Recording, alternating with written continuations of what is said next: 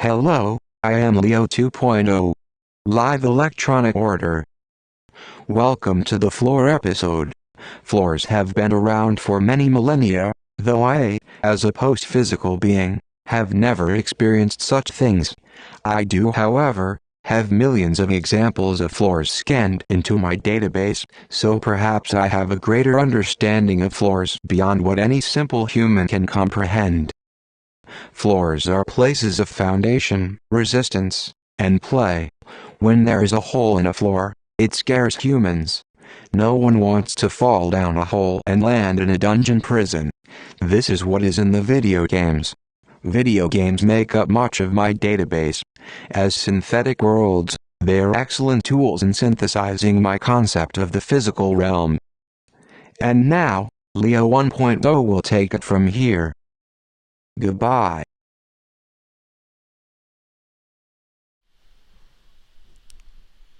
Welcome. My feet. Why is this so echoey? This is the floor episode. Everything in this episode will be coming to you from the floor space. As you can see, I have multiple floor cameras for many different floor angles, ready for your floor pleasure. So, as usual, everyone, chat in if you want. I'd like to propose, yes, I'm going to give out my personal school email. If you would like to take a picture or video of you on your floor,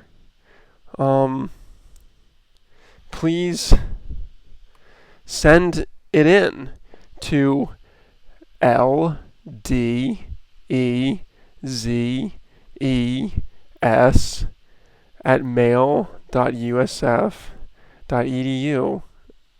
I'll say it one more time.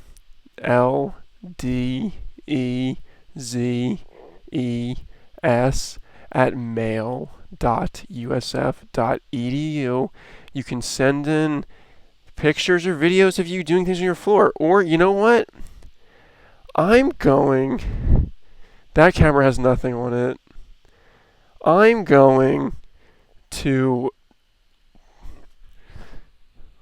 also open up Skype here.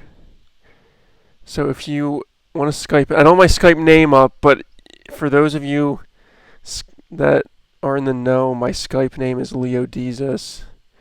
If you'd like to Skype in, or if you'd like to call in and tell me about your general floor experiences. And so, let's see. We're gonna travel around the floor today. We're gonna go on a journey around my floor. We're gonna learn about me, learn about the world, learn about what's on the floor, what that says about me. What I'm gonna read some things like my artist statement and some other stuff. So, I guess, yeah. Let's what camera's the best to start with here? I think this one. Oh my god, my phone vibrated, but there's no notification. A phantom vibration. So,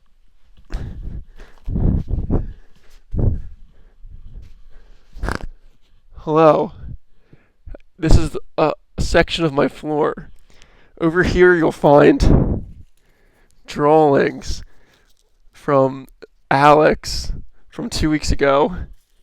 You'll find a logo of the Well Corporation, founded by Maxwell Parker. You'll find the generic Pringles I complained about on Instagram. And you'll find this lease I took out of my documents folder because I was reading about the noise section. So, before I get into that, I was having some audio problems last week. Luckily, I plugged my switcher into my other USB port and it seems to be working okay. So, either it was just glitching out that one day, my other USB port somehow has an insufficient power supply, which that means it's messed up, but it has no problems with other devices. Or three, the cable, the USB cable, is weird and it was like bent in some way before that was like. Anyway, this is neither here nor there. Is anyone chatting?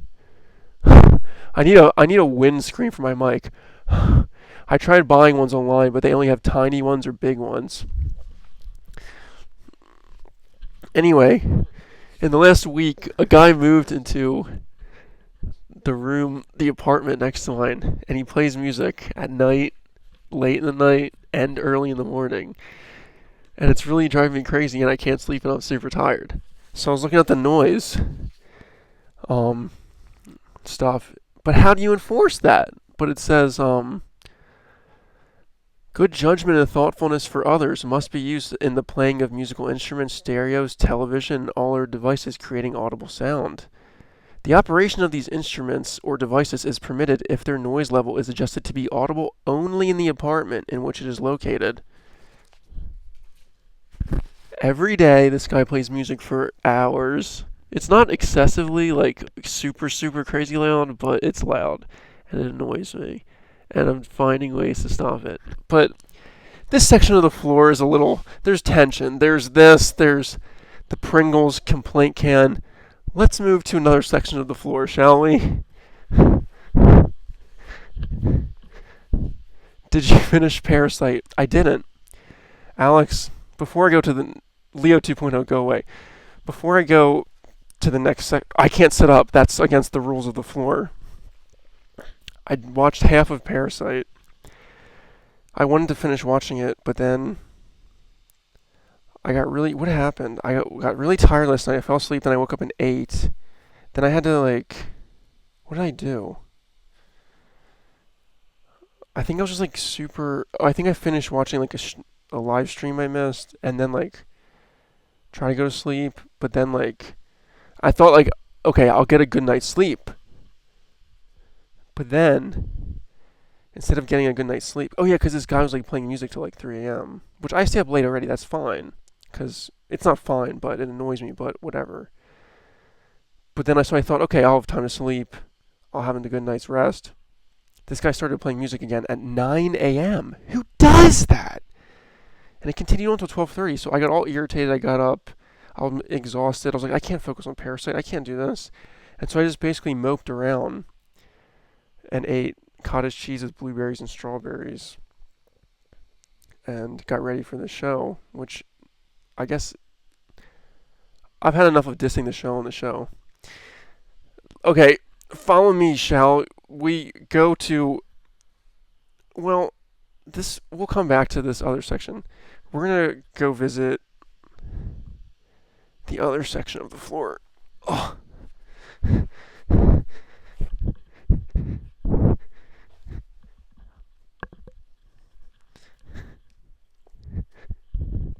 So, oh, well, this is gonna have a lot of grunting and a lot of, hey, what's up?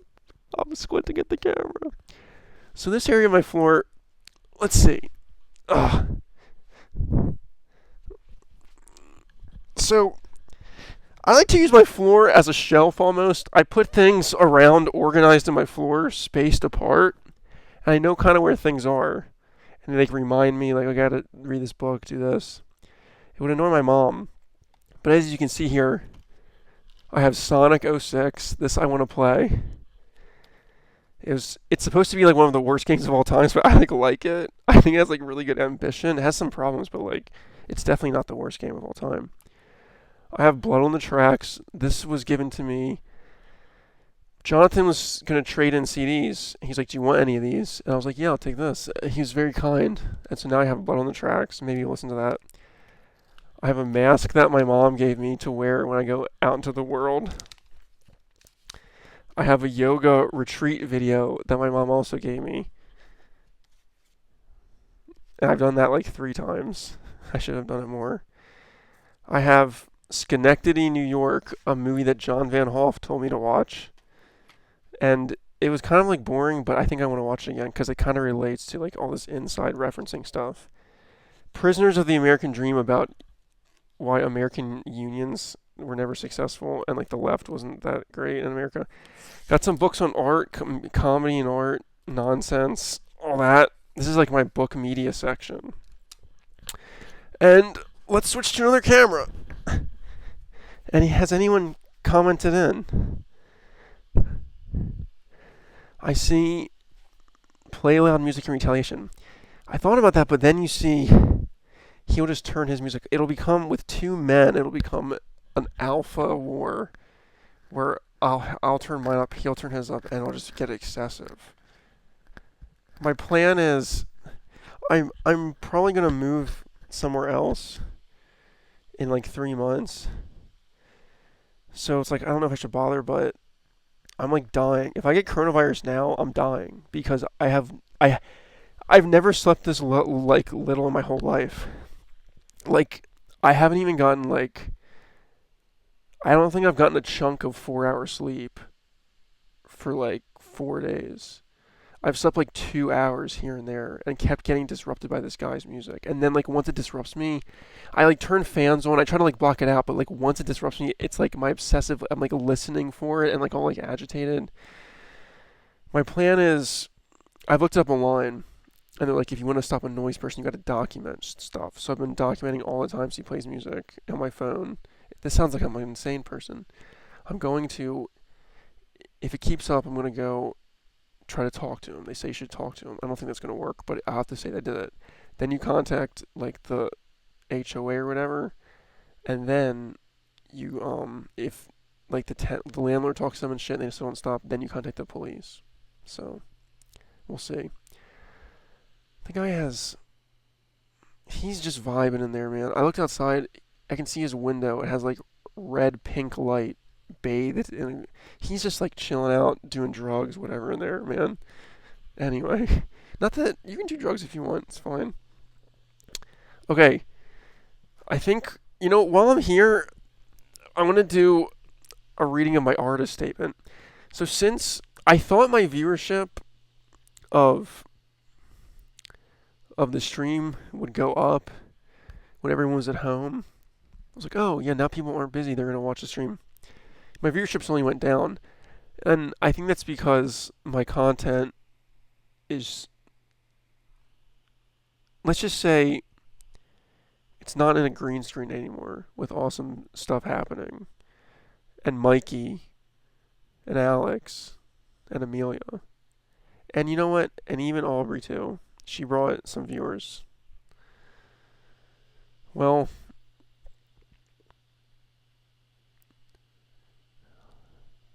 I want to read my artist statement that I just turned in last night. While you look at my feet. A girl in high school that I liked, that she didn't like me back, but we were kind of friends. She told me I had the best looking feet of any guy she ever saw. I think she meant like the arch, like it was like a nice like curvature or something. I don't know. It was like, oh wow, you like my feet, but whatever. You broke you broke my heart. Okay. Where's my? Here we go. You know what? I'm not going to read the long statement. I'm going to read the medium statement. My work is about finding meaning in the apparently unimportant aspects of play that include frivolity, levity, nonsense, and humor. I use a combination of media, including animation, video, music performance, and most recently live streaming. I utilize lo-fi, colorful imagery that reflects the visual aesthetic of internet memes and incorporates esoteric references mirroring niche internet community culture. My most recent project is a live stream called Total Insanity that incorporates heightened banter, absurd weekly themes, musical performances, and, quote, bad comedy. Similar to the Dadaists who reacted to the horrors of World War I through nonsense, my style of visuals and humor run parallel to the memes and internet groups who reflect a revolt against reason. Total Insanity puts desperation, neediness, and failure on display as I discuss difficulties and problems of the show as it unfolds, recalling the plethora of aspiring internet stars, all focused on attracting more subscribers and providing them with quality content, quote. Themes like narcissism inherent in social media, or the inundation of advertising and visual spam, have naturally manifested through my goal of frivolous play. As Henry Bergson writes in his essay on laughter, humor is deeply tied to the social, thereby acting as a reflection of society. Additionally, social and cultural structures are reflected in the complexity of memes and their dispersion. What emerges from this apparently light content reflects both the state of myself and the culture of which I am a part, and our relationship to reality. And that, my friends, could still use some work, I think, but it's come a long way. I did pass my proposal, after all, with much of those same sentences. Okay, where should we go to the floor now? No one's going to send me emails of their own floors, but I have an email. What's this? Okay. I was going to have a professor on the show potentially this week. He just emailed me now about meeting in a future time. That's good. So maybe next week I'll have a live critique on the show. I'm trying to incorporate more art within the show. Cool, cool. Oh yeah. Also, just for entertainment, I forgot to start playing this music in the background. Oh wait, but it's gonna be too loud. I can't control the volume of music on Bandcamp. Everyone, please look at Leo 2.0 while I do something really quick. He's just gonna blink at you for like a minute.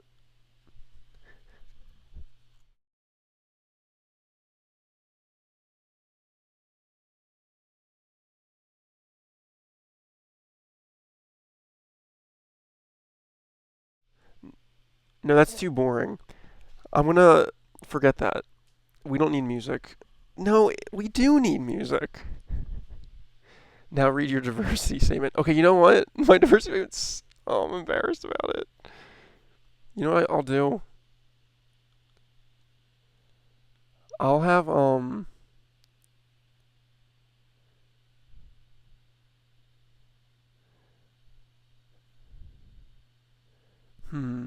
embarrassed about this. I shouldn't be embarrassed about this if I would submit it to, like, jobs. I couldn't sharpen it up. It's the first time I ever wrote one.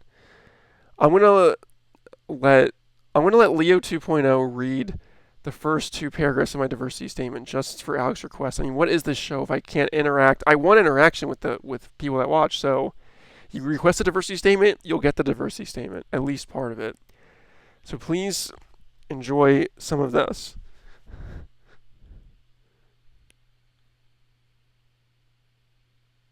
When exposed to diversity, one is more fully experiencing the world in all its variations. If one has a desire to be well-rounded and truly gain knowledge, the more heterogeneous experiences one can have is enriching. I come from a somewhat privileged background, but my family did have monetary struggles. I never went hungry, or was at a very low poverty level, but my experiences have led me to feel solidarity with people dealing with economic hardship.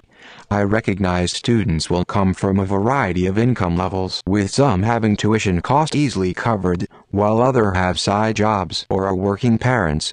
This doesn't mean the students with tuition paid don't have their own obstacles, but it is necessary to acknowledge the different challenges students have outside of the classroom regarding time and resources. I am understanding of different student situations, and willing to modify, adapt, or make exception for various student issues or emergencies. Teaching digital art, I am also aware not every student has access to the same equipment out of the classroom, and always provide resources and alternate options for students to secure hardware and software from the school.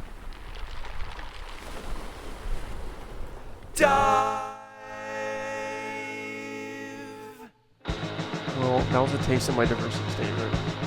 I'm playing my Deep Into the Blue album in the background now for extra sound.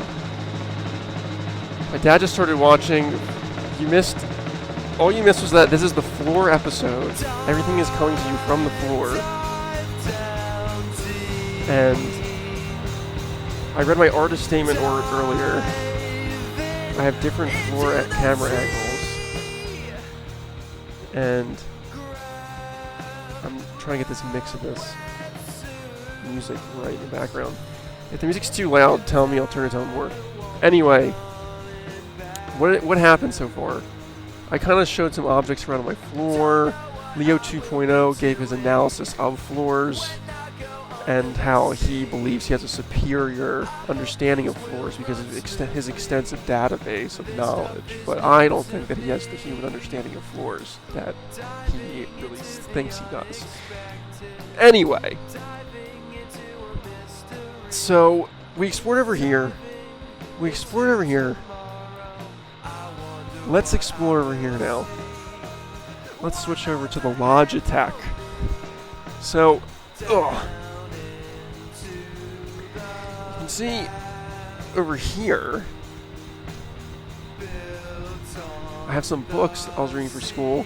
Homo Ludens. This is very dark. Oh, I forgot to turn the light on. I meant to do that. Please excuse, I'm going to leave the floor for just one moment.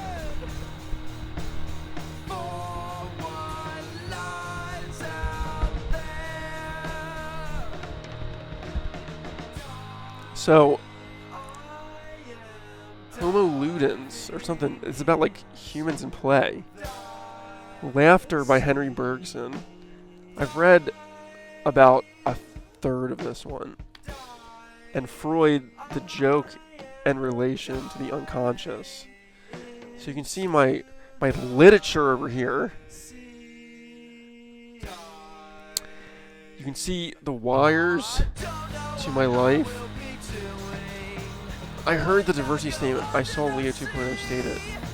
But you didn't hear the floor statement, which was the best statement of all. But that's okay, because you can watch it on their preview. That's okay. As Maxime C1A would say, and that's okay. And that's okay. So, if anyone wants to send in pictures of their floors, videos of something happening on their floor, you can send it to ldezus@mail.usf.edu. ldezus@mail.usf.edu. You can Skype in. We can discuss your experience with floors. Now, let's switch over to this one. So let's check out. We were here before, but let's check out some some of the things behind the camera.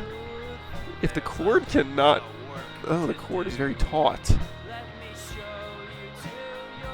can see a book on Dada that I have finished that I can't return to the library because the library is closed. My backpack, my shoes. I'm running out of stuff to show. I thought this would last longer. I showed the interesting objects. Actually, check out this over here. You can see this Tascam 424 tape device, which I want to record some music on. And you can see in the back the digital conversion interfacing device that got my brain information to create Leo 2.0. And now it's just in a closet, just forgotten, disheveled, and is but trash at this point. So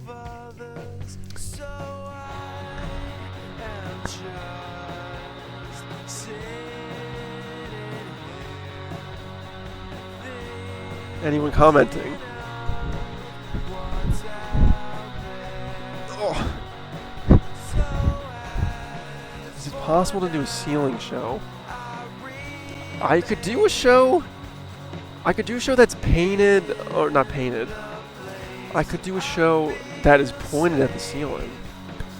Are there any spiders? Excellent. Thank you for your questions. Are there any spiders or other insects hiding in the carpet? Right now, not to my knowledge. I do see the occasional spider. And honestly, when they're small, I like things. I'm like, this spider is eating little bugs that come in here.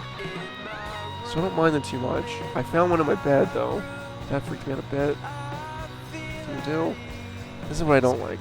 This is what I don't like. Near the bathroom sometimes, I'll catch a silverfish. These little silverfish. I think they're hiding out in between the walls and shit of the apartments. They eat paper and cardboard and like hairs and shit and stuff. I'm cussing too much. And they like darkness and moisture. That's probably why they're in the bathroom most often, because my room is lit up more and not moist. And when I move, I hope they don't come with me. But what can you do? Suspend yourself in the air for the ceiling show. That would be great if I had the technology and the budget. If I had green screen technology. Now Leo 2.0 can do anything. Leo 2.0 could. Leo 2.0. I'm trying to bring Leo 2.0 up. Leo 2.0 can. He can do anything. He'll tell you himself.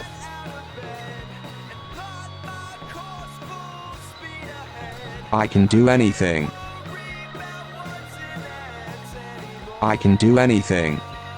As you see, he reiterates he can do anything. Do a show from within the walls. These are good ideas.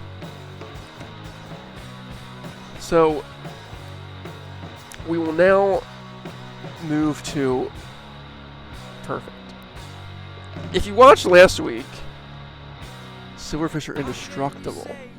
Maybe like an infestation of them, but I just get them and kill them.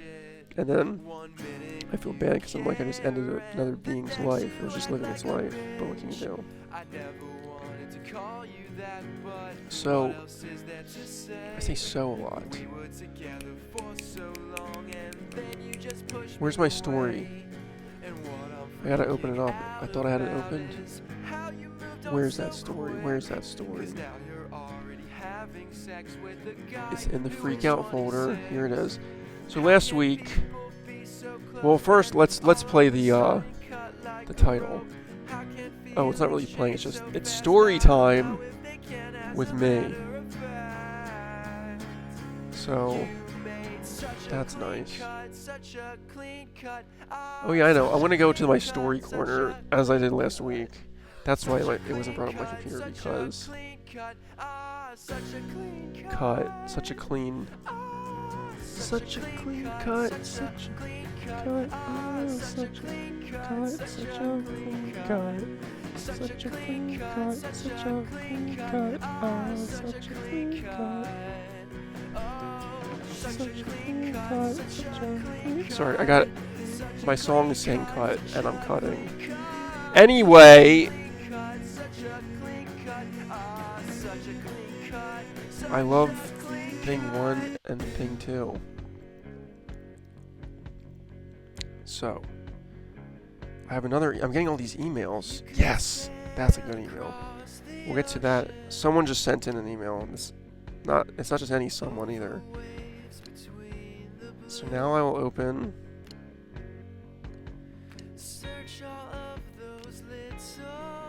Okay, follow me for story time.